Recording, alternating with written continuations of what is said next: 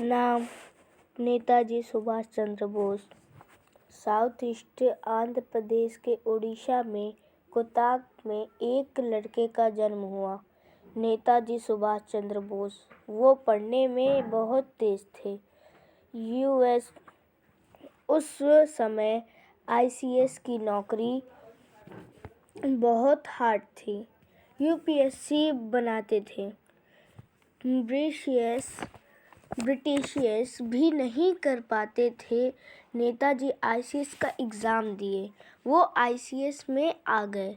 ICS का मतलब होता है इंडियन सिविल सर्विस। वो थोड़े दिन नौकरी करे, फिर उन्हें लगा कि इंडिया की उन्हें ज़रूरत है। वो आईसीएस को छोड़कर वो इंडिया वापस आ गए। इंडिया वापस आके वो कांग्रेस में ज्वाइन हुए। पता चला कि गांधी जी ट्रेंड में हैं, वो विरोध कर रहे हैं। उनके पैर छिला गए थे। पीठ पे बहुत सारे डंडे के निशान थे। गांधी जी और नेताजी की विचार नहीं जमते थे। उस समय वर्ल्ड वॉर 2 चल रहा था। वो भी अच्छे से जैसे, और जो नेताजी थे वो अच्छे से सबको समझा पाते थे। वो जैसे कि डीलर बहुत अच्छे थे कि 20 रुपए का सामान है, जैसे 20 रुपए का सामान है, आपके पास सिर्फ 10 ही रुपए हैं, तो उसे कैसे मनाएंगे वो आपके ऊपर है। तो वो मना लेते थे। तो वो देते थे, मतलब क्या बोलते हैं, वो न्यूज़ में, पेपर में अपना वो देते थे पर सब चीज़। तो वो क्या करें, क्योंकि ब्रिटिशर्स की वाट लग रही थी, तो ब्रिटिशर्स ने नेताजी को जेल में बंद कर दिया। तो नेताजी ने क्या करा, भूख हड़ताल करने लगे। तो उनके घर में, जो ब्रिटिशर्स थे, उनके घर में उन्हें बंदी बनाकर पैक कर दिया और आजू बाजू सैनिक लगा दिए कि ये भाग ना पाए। तो उन्हें चकमा देखे अफगानिस्तान की ओर से जर्मनी गए। वहाँ उन्हें हिटलर मिला। जापान और ब्रिटिश की लड़ाई चल रही थी बैटल ऑफ सिंगापुर में।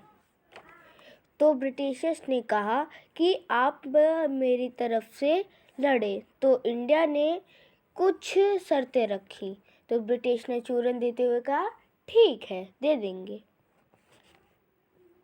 तो और हिटलर से मिलकर, जब हिटलर से वहाँ, मतलब आपको मैंने बताया था अफगानिस्तान में, वो हिटलर से मिले। तो हिटलर से मिलकर उन्होंने कहा कि जो जापान में इंडियन उसमें, मतलब कि इंडियन को आपने कैद करके रखा है, उन्हें छोड़ दीजिए, मैं उन्हें अपने मतलब ग्रुप में ऐड करूँगा। तो उस समय ब्रिटिशर्स कम से कम वही होंगे 25 से 30 हज़ार। हाँ, बस 25 से 30 हज़ार। और जब उन्होंने कहा ठीक है, जापानियों ने छोड़ दिया, तो उनको 7 से 8 देशों ने वो बोला था कि यही रियल आर्मी है, यही असली वो है, रियल कंट्री है।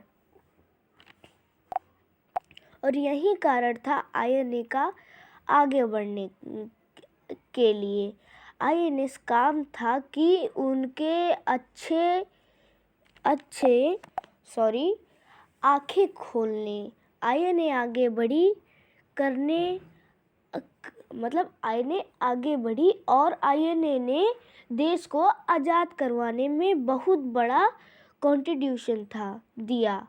किसी को पता नहीं था कि नेताजी कब मरे उनका। और बहुत लोग बोलते हैं कि उनकी डेथ 80 अगस्त 1945 में थी। बहुत लोग कहते हैं कि उनका डेथ हुआ था चाइना में बहुत लोग कहते हैं रशिया में उन्हें फांसी दी गई, चाइना में उनका प्लेन क्रैश हो गया, ऐसे बहुत है। पर अभी तक कहाँ हम बोल सकते हैं बिना सबूत के कि हाँ यही मरे थे। तो बस यही थी नेताजी की कहानी। अब मिलते हैं अगली वीडियो में। जय